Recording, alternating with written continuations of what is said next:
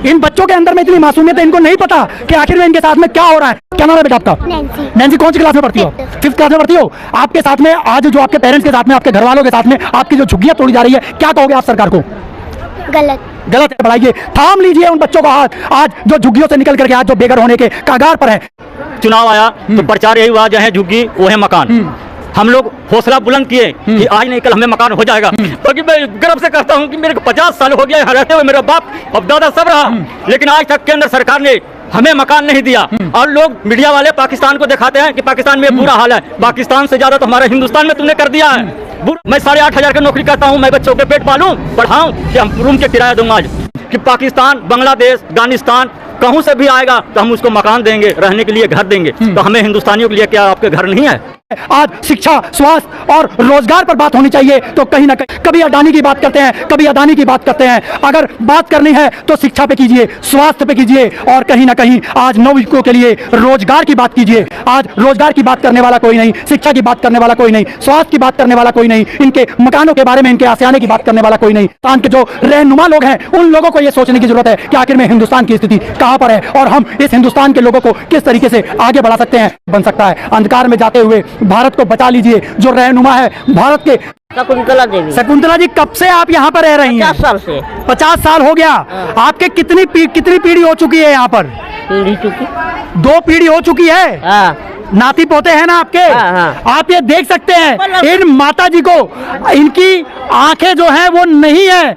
आज इनको 50 साल से ऊपर हो चुका है इसी बस्ती में रहते हुए। आखिर में जब इनकी 2 पीढ़ियां जब यहाँ पर होती हैं, तीसरी पीढ़ी है, और लेकिन फिर भी आज इनको जो बेघर किया जा रहा है। आखिर में जब सरकार, दिल्ली सरकार जो है, आखिर में इस तरफ कदम क्यों नहीं उठाती जो लोगों के लिए आज ये कदम उठाने चाहिए? ऐसे बुजुर्गों को जो लगातार आप लोग वादे करते हैं, दिल्ली सरकार वादे करती है, केंद्र सरकार वादे करती है कि बुजुर्गों को कहीं ना कहीं जो है वो न्याय मिलना चाहिए। आखिर में हर घर के अंदर में आज बुजुर्ग है, तो क्यों नहीं उनको न्याय मिलता?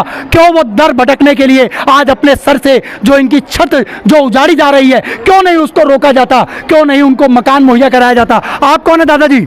मैं इनके पति जी। आप इनके, क्या नाम है आपका? विजय प्रकाश। विजय प्रकाश जी, आप ये बताइए कि कब से आप रह रहे हैं यहाँ पे? 50 साल हो गया। 50 साल आपको हो गया है। आपके यहाँ पर बच्चे और पूरा परिवार रहता है? जी सर। आप आज जो इस तरीके से जो ये कंडीशन आ गई है, जब झुग्गियां तोड़ने की बारी आ गई है, क्या कहेंगे आप उस सरकार को? साहब हम लोग बेसहारा हैं, क्या कर सकते हैं? बहुत मजबूरी में हम लोग साहब, क्या कर सकता हूँ? आप लोगों को कभी सरकार ने आश्वासन दिया कि हम आपको? नहीं दिया साहब, इधर उधर नहीं कर पाते सब। सिर्फ आश्वासन दिया है बस कि हम आपको झुग्गी के बदले मकान देंगे। जी जी जी। इसके अलावा आज तक कभी कुछ कुछ नहीं दिया था। तो कहीं ना कहीं हमारे देश की जनता और देश के जो रक्षक हैं उनको ये सब देखने और करने की जरूरत है। कहीं ना कहीं आज जो है बुजुर्ग, बच्चे और माताएं और बहनें जो है वो लाचार हो चुकी हैं, मजबूर हो चुकी हैं अपने घरों से, अपने झुग्गियों से निकल करके रोड पे आने के लिए। आखिर में दिल्ली सरकार कौन सा न्याय और कौन से नीति के तहत आज जो है वो यहाँ पर, और ये ऐसे ही दिल्ली के अंदर में तमाम झुग्गियों को जो है वो तोड़ा जा रहा है। कहीं ना कहीं जो है इनको न्याय मिलना चाहिए। न्याय सिर्फ इतना ही है, अगर बाबा जी अगर ये झुग्गी तोड़ दिया जाए और आपको अगर जगह दे दी जाए तो क्या कहेंगे आप ऐसे सरकार को? ऐसे सरकार को मैं धन्यवाद करूंगा सर। धन्यवाद करूंगा। ये आप इनकी आंखों में वो नमी देख सकते हैं। सरकार से सिर्फ मैं यही निवेदन करूंगा कि आप कम से कम अगर आज झुग्गी तोड़ते भी हैं तो आप इनको पहले इनकी जगह दिलवाइए, ताकि इनके सर के ऊपर में वो छत हो सके जिसके साए के नीचे ये अपनी जिंदगी जो बची हुई है उसको काट सकें। कहीं ना कहीं इनके परिवार और इनके बच्चों को आज इनके आशीर्वाद की जरूरत है। कहीं ना कहीं सरकार को हस्तक्षेप करने की जरूरत है, अपना हाथ आगे बढ़ाने की जरूरत है, इन बुजुर्गों का हाथ, इन बच्चों का हाथ थामने की जरूरत है। ये वो बच्चे हैं जो शिव बस्ती के अंदर में इन्हीं झुग्गियों में रहते हैं।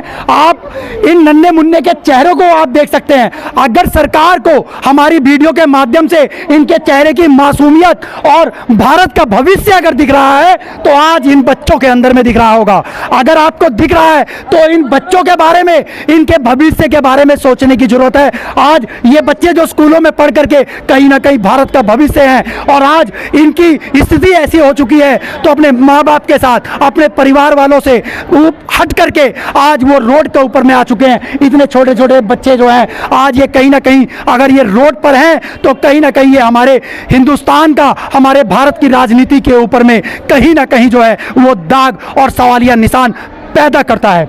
ये बच्चे हैं, क्या नाम है बेटा आपका? सुहानी। कौन सी क्लास में पढ़ते हो आप? थर्ड क्लास में पढ़ते हो। कौन से मीडियम से पढ़ते हो? इंग्लिश मीडियम से, हिंदी मीडियम से? इंग्लिश मीडियम से। क्या क्या कहोगे बेटा आज उनको जब आप लोगों का घर जो है वो छीना जा रहा है आपसे, क्या कहोगे आप? इन बच्चों के अंदर में इतनी मासूमियत है, इनको नहीं पता कि आखिर में इनके साथ में क्या हो रहा है, इनके पेरेंट्स के साथ में क्या हो रहा है, इनके माँ बाप के साथ में क्या हो रहा है। क्या नाम है बेटा आपका? नैन्सी। नैन्सी, कौन सी क्लास में पढ़ती हो आप? 5th क्लास में पढ़ती हो। आपके साथ में आज जो आपके पेरेंट्स के साथ में, आपके घर वालों के साथ में आपकी जो झुग्गियां तोड़ी जा रही है, क्या कहोगे आप सरकार को? गलत है। ये भी आप समझ सकते हैं, जो बच्चे समझदार हैं वो तो बोल देंगे, लेकिन जिन बच्चों के मासूमियत है, जिनको पता ही नहीं है, आखिर में इनके चेहरों के ऊपर में इनके दिलों को झांकने की जरूरत है। कहीं ना कहीं हमारे सरकार को इस तरफ आंख लगाने की जरूरत है, कहीं ना कहीं अपना हाथ बढ़ाने की जरूरत है। अपने हाथों को आगे बढ़ाइए, थाम लीजिए उन बच्चों का हाथ, आज जो झुग्गियों से निकल करके आज जो बेघर होने के कागार पर है। क्यों नहीं थामती आखिर में सरकार इनका हाथ, जो आज इनकी जिंदगी को बना सके। कहीं ना कहीं अगर हम इनको कुछ कर नहीं सकते तो कम से कम उजाड़े भी तो नहीं। अगर उजाड़ने की नौबत भी है तो क्यों नहीं कहीं इनको वो मकान दिया जाए, उनको वो छत दिया जाए, वो आसियाना दिया जाए, जिससे ये लोग आगे बढ़ करके कुछ अपना भविष्य बना सकें, अपने परिवारों के साथ में रह सकें, अपने माँ बाप के साथ में रह सकें। ये सारे वो मासूम बच्चे हैं। हमारे साथ में एक भाई साहब है, मैं, क्या नाम है भाई साहब आपका? सुनील पासवान। सुनील जी, आज इस तरीके से जो ये घटना हुई है, क्या कहेंगे आप इसके बारे में? इसके लिए तो यही कहेंगे कि जब जब चुनाव आता है, कोई भी चुनाव आया तो प्रचार यही हुआ, जहाँ झुग्गी वो है मकान। हम लोग हौसला बुलंद किए कि आज नहीं कल हमें मकान हो जाएगा। क्योंकि मैं गर्व से कहता हूँ कि मेरे को 50 साल हो गया यहाँ रहते हुए, मेरा बाप अब दादा सब रहा, लेकिन आज तक केंद्र सरकार ने हमें मकान नहीं दिया। और लोग मीडिया वाले पाकिस्तान को दिखाते हैं कि पाकिस्तान में बुरा हाल है। पाकिस्तान से ज्यादा तो हमारे हिंदुस्तान में तूने कर दिया है बुरा हाल। अब बताइए कि हम कहाँ जाएं, किसके द्वार जाएं? हमारा 6 बच्चे हैं, माँ बाप हैं। मैं 8,500 की नौकरी करता हूँ, मैं बच्चों के पेट पालूं, पढ़ाऊं, कि हम रूम के किराया दूंगा। आज जहाँ भी रूम लेने जाता हूँ 8,000 रुपये किराया मांगता है। मैं गर्व से कहना चाहता हूँ कि जो सरकार वादा किया कि जहाँ झुग्गी है मकान, तो अगर वहाँ मकान नहीं दोगे तो हमें कहीं ना कहीं मुहैया करवाइए आप। अगर आपको ये जगह चाहिए तो हम केंद्र सरकार से कहना चाहते हैं कि आपने बोले कि 2070 के जब आज़ादी होगा, 2072 हमारा हो जाएगा, 70 साल आज़ादी हो जाएगा, मैं सबको देशवासियों को मकान दूंगा। तो दिल्ली में क्यों नहीं मुहैया करवाते हैं? और दूसरे तरफ कि हमारे सरकार एक वादा करता है कि पाकिस्तान, बांग्लादेश, अफगानिस्तान कहूँ से भी आएगा तो हम उसको मकान देंगे, रहने के लिए घर देंगे। तो हमें हिंदुस्तानियों के लिए क्या आपके घर नहीं है? ये सोचने वाली बात होगी जब बाहर के देशों से आए हुए लोग जब हिंदुस्तान के अंदर में बसते हैं, उनको कहीं ना कहीं फ्लोर मिलता है, कहीं ना कहीं उनको मकान मिलता है, कहीं ना कहीं उनको जगह मिलता है। आखिर में हिंदुस्तान के लोगों को आखिर में ऐसी कौन सी मजबूरी आ गई जो हिंदुस्तान के लोगों को जो आज जो है वो मकान तक नहीं मिलता, उनको छत तक नहीं मिलती, उनको जगह नहीं मिलती। आखिर में कब तक मजबूर रहेगा ये हिंदुस्तान का एक एक व्यक्ति, एक एक परिवार, एक एक घर, एक एक बहन, एक एक माएँ और बेटियां, आखिर में कब तक इस तरीके से निराशा के आंसू जो है वो अपने लेकर के आएंगे चेहरे पर? कहीं ना कहीं ये हिंदुस्तान की राजनीति जो है, आज शिक्षा, स्वास्थ्य और रोजगार पर बात होनी चाहिए, तो कहीं ना कहीं उल्टी सीधी बातों के अंदर में आकर के हमारे हिंदुस्तान की जनता को जो है वो भड़काया जा रहा है, कहीं ना कहीं उनको गुमराह करने किया जा रहा है। कभी अडानी की बात करते हैं, कभी अदानी की बात करते हैं। अगर बात करनी है तो शिक्षा पे कीजिए, स्वास्थ्य पे कीजिए, और कहीं ना कहीं आज नवयुवकों के लिए रोजगार की बात कीजिए।